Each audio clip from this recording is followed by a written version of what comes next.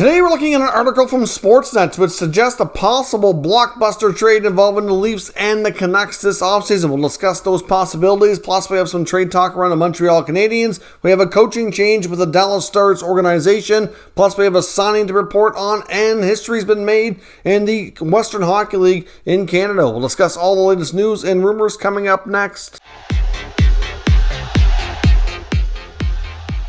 So welcome back to another video here at Top Shelf Hockey. As I mentioned, we have a variety of some NHL trade talk and some news to talk about here today. First up, I do want to acknowledge some history that was made here recently with the WHL's Vancouver Giants drafting their very first ever female skater, which is the first time this has happened across the CHL. So amongst all the Canadian major junior hockey leagues, the CHL, of course, governs the OHL, WHL, and QMJHL. The first time we've seen a female skater be drafted. There was one other time that we've seen a female goalie be drafted, but this is history in the making, a real big deal. Her name is Chloe Primerano, of course, in BC. I just want to congratulate her for being, a top great hockey player, making some history here. They even interviewed her on Sportsnet during the intermission of the hockey game with Ron McLean, Elliot Friedman, Kevin Bieksa, and Jennifer Bottrell there last night. So certainly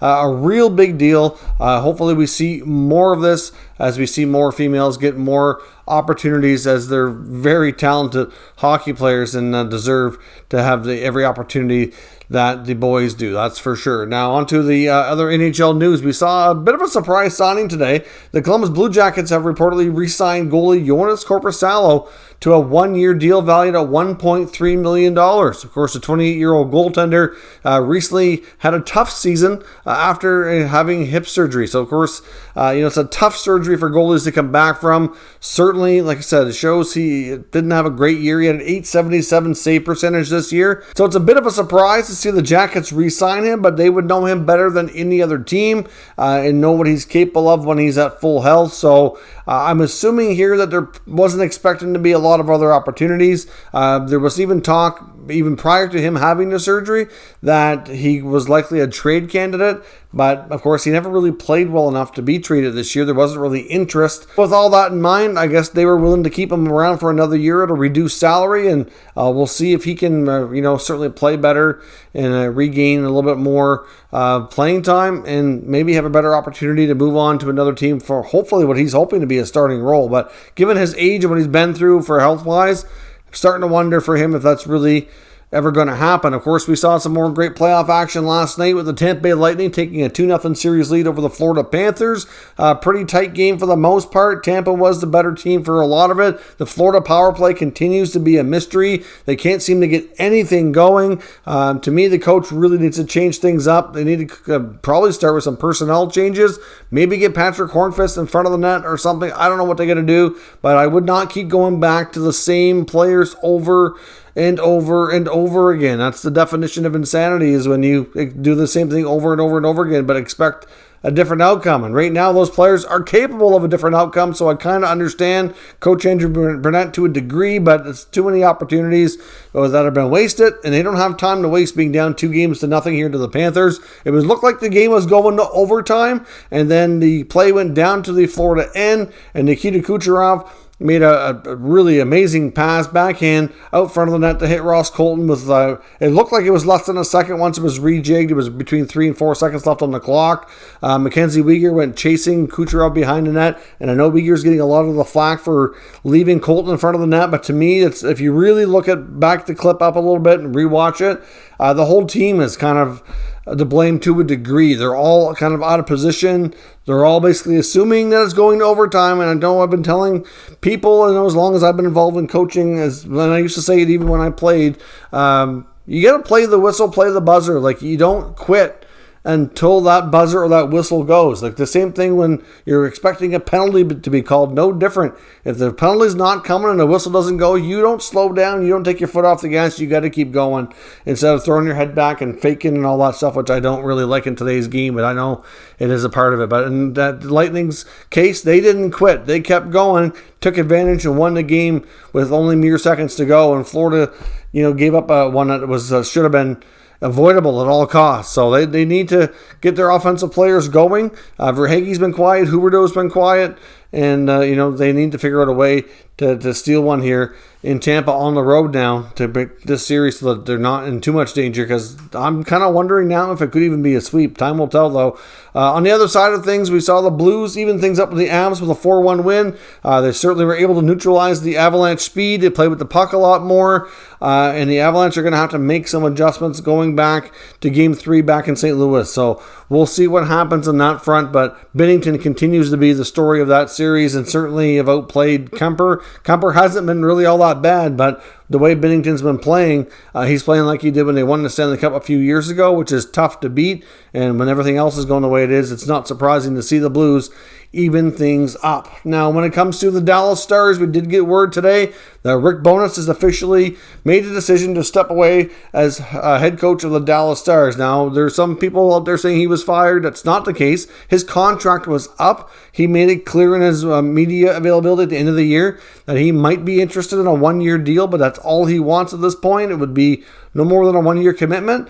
The team's decided that that's not something they want. They're going in a new direction. It's just that simple. He's not fired. He's just basically leaving on his own terms. But the rest of the coaching staff, I'm not sure what their contract status was, but the majority of his assistants are out as well, which include John Stevens, Todd Nelson, and Derek Laxdal. They are keeping goalie coach Jeff Reese around, and I think the video coach as well. But Rick Bowness is not retiring. I know a lot of people thought that was going to be the case, and there was rumors of that we did talk about here before, but he's not. So the reporters are saying that essentially he's stepping away from there because the situation was right for him to do so. Sounds like if another opportunity comes along from him to either be a head coach or even an assistant coach and he can take a one-year contract, that is something he would consider. He's been around the NHL for so long, well-respected man, good hockey mind. I'm sure if another team comes calling, that might be something that we see. But it's maybe he doesn't coach in the NHL next year in any capacity. Maybe he does.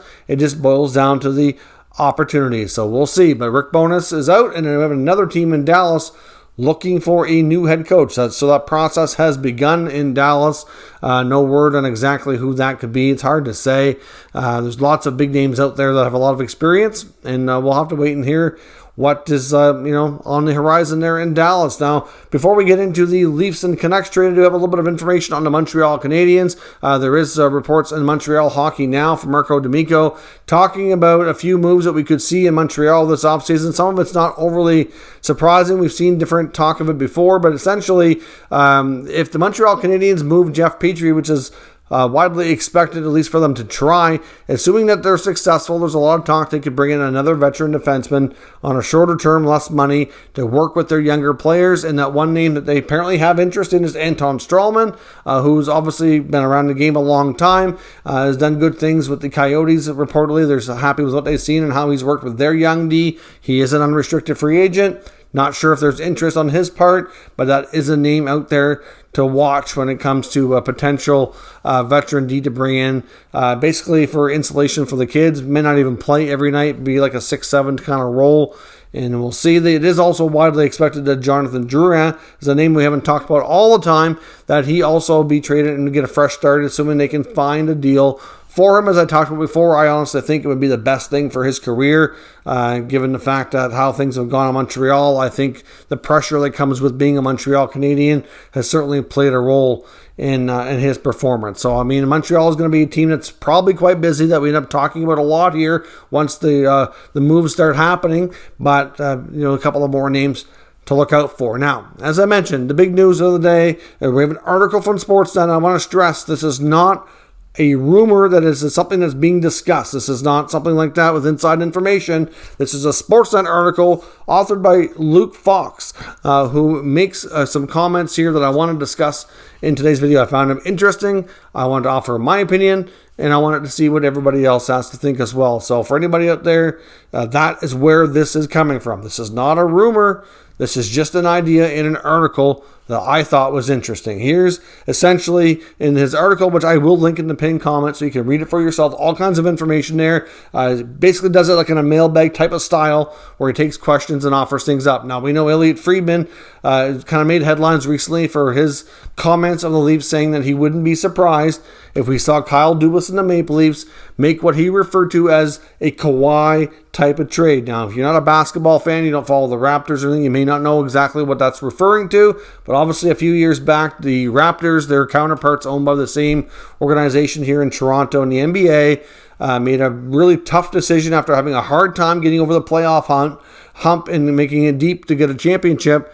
Traded one of their probably most popular players ever, or at least one of them, DeMar DeRozan, in a complicated trade to the San Antonio Spurs for Kawhi Leonard, who was a top 5 player in the NBA. Now, that was a unique situation. That's why when I talked about this before, I didn't know if the Kawhi reference was really the best way to kind of describe this. But at the same time, a lot of people are saying, well, it's not the same thing. Yeah, you know what? It's not really. But here's the thing with Kawhi. He did not want to play in San Antonio, and he basically forced them to trade him.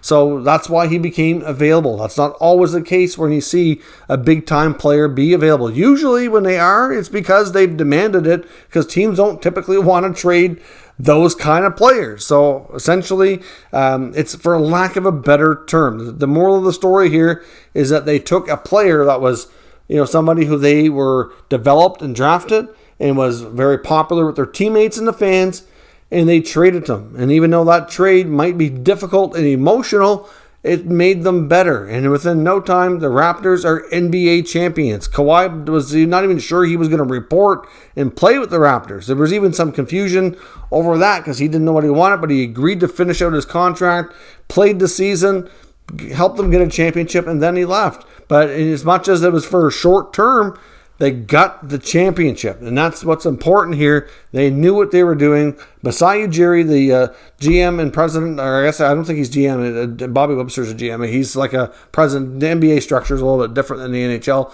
So essentially, it's like the president and GM in the NHL here. He knew what he was doing. Like, he took a big risk, but it worked out. So when Elliotte Friedman refers to this Kawhi trade, what he means is that one of their players that they drafted and developed that's popular with the fans could be moved in order to bring in a different kind of player to change things up, to have a better shot at winning. So a lot of people out there have been talking about, well, who could this player be for a Kawhi trade? The general consensus amongst everybody I've seen talk about this online is William Nylander, and it's even referenced in the article where it looks like he feels like Nylander, if they were going to do this kind of trade, again, we're not saying they're talking about it, I would imagine that all things are on the table for the Leafs here, trying to win here in the very near future. Nylander appears to be that guy because Matthews, you don't want to trade. Marner, you don't want to trade. And Tavares has a no move clause. Like, that's, to me, it kind of has to be Nylander if you're going to do it. I think Nylander has good value. There's some things about Nylander that drive the coaches and some fans a little bit crazy. There are times when the effort is not where it needs to be, but he is a very talented player, and he can produce at a high level. There's no doubt. No doubt at all. Now, this article references some players on who could Kawhi be. And of course, Kawhi would be the guy coming to the Leafs in exchange for Willie. Okay?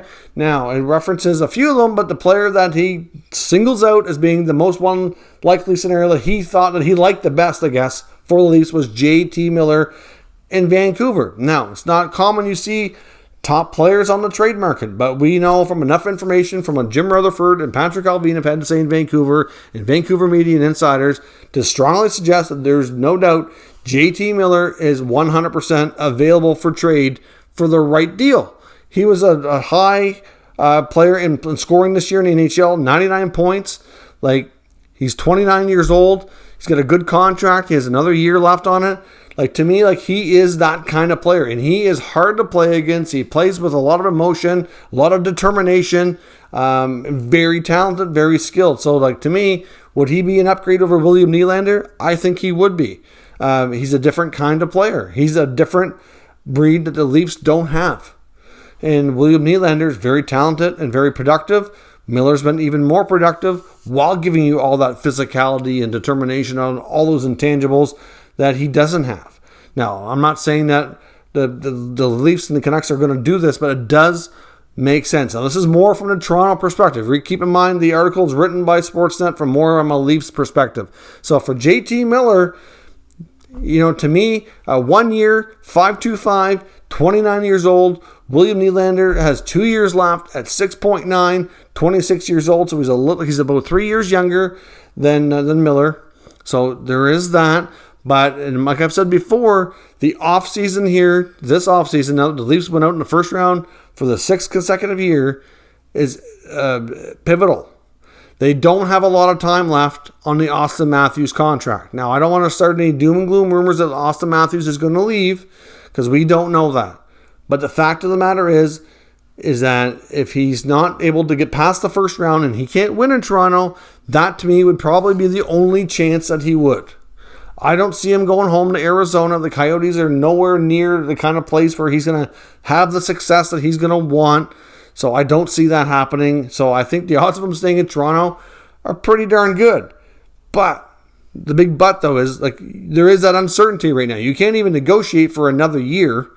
So you want to make sure you give him every reason to want to be a Leaf for life and stay and continue to have all those chances to continue to win.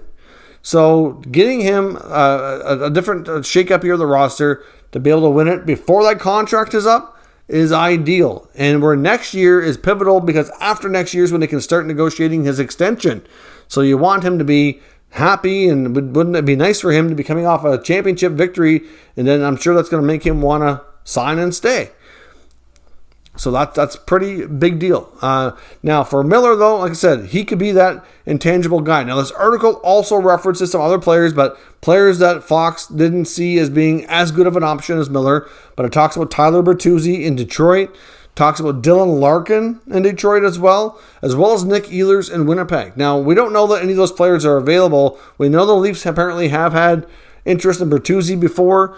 There's been some talk that Larkin or Bertuzzi could be available. I like the Larkin one for one reason, because there's been a lot of talk that maybe John Tavares should be moved to the wing. He can still take faceoffs on a strong side, but he's certainly slowed down a bit. Larkin's got a lot of speed.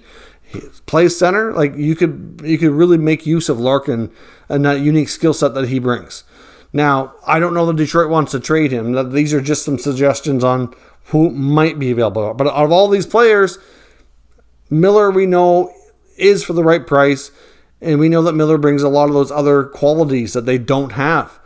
Like Michael Bunting, is he tough to play against? Sure, but they need a lot more than that. They have some grit, and Kyle Clifford and Wayne Simmons, but they don't play in the right spots, and they don't play enough to really put it to good use, in my opinion. They need a player in the top 6 that's really tough to play against, and this could be their answer. So I'm not saying this is a perfect trade. I'm not even saying it would be a one-for-one trade, but could JT Miller be their version of Kawhi? He might be tough to keep beyond the 1 year, but if they win, they don't care. It's just that simple. They get the flexibility back and go from there. Now, could there be other pieces added to this trade? Maybe. I mean, to a degree, you could say that maybe the Leafs include Alex Kerfoot. Kerfoot's a Vancouver guy, born and raised. He still has some time on his contract, $3.5 billion. He's 27. There's been some talk he could be expendable for the right deal, of course. I don't think that they're not trying to move Kerfoot, but if they had to include him for a big upgrade, I don't think they'd be opposed to it. You get Connor Garland on Vancouver's side, another guy that can be like your middle 6, hard to play against with a big engine. I don't think Vancouver's overly fond of that contract, because now he has more term. He's got 4 years at $4.95. So there'd be a longer commitment. But if you look at, let's say they do Miller and Garland for Kerfoot and Nylander, that's pretty good money-wise. Miller and Garland combined make just a little bit over $10 million.